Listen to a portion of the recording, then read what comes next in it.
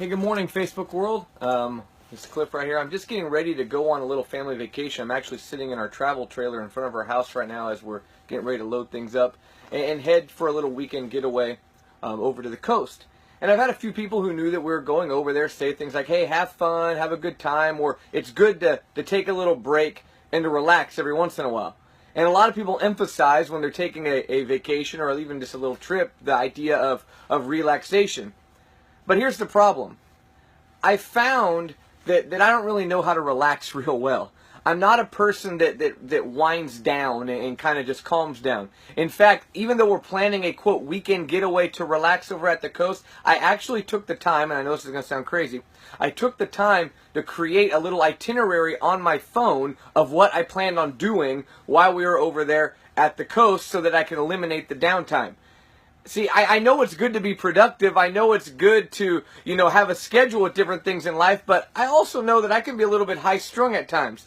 And I know that there's benefit to disconnecting from the schedule a little bit, but yet here we are. And maybe you're the same way as I am. Maybe you have a hard time finding the downtime. Maybe by the end of the week, after you look at your schedule and what you've done, you realize that all week long, all you've been doing is going, and you've never had a moment to connect with maybe your spouse. Or you've never had a moment to connect with your kids, or especially you've found that you've never had a moment to connect with your Lord. It's just been go, and you've never found that time. You know it's not supposed to be like this, but yet at the same time, many of us don't know how to change. Over in the book of Mark, we have the biography, a story of the life and ministry of Jesus. And what's really neat about Jesus in Mark chapter 1 is that Jesus has been on a go kind of mission for a while now. He's been healing people. He's been teaching people. The crowds around him are growing. He's gaining in popularity. I mean, he's just busy. But yet over in Mark chapter 1, verse 35, here's what it says. It says, in the early morning, while it was still dark, Jesus got up, left the house, and went away to a secluded place and was praying there.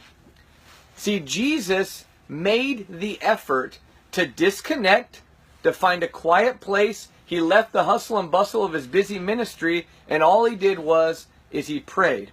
He connected back with God. So let me ask the question of you this morning.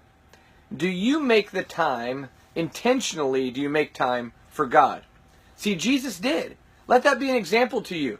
So what I'm going to do for me on this little trip that we're taking to the coast, I'm going to make sure that I actually disconnect for a moment. I'm going to take the time to disconnect from the fast-paced schedule, and I'm going to make the time to connect with God. Maybe I'll take a walk on the beach. Maybe while I'm there, I'll meditate about God's creation. Maybe one night I'll step out from the camper, sit in a lawn chair, look up at the stars, and think about how great it is that there's a wonderful Creator and that He loves me. Something along those lines. See, we need to make sure that we take the time to disconnect from this busy life every once in a while and connect back with our loved ones, and most of all, especially, connect back with God.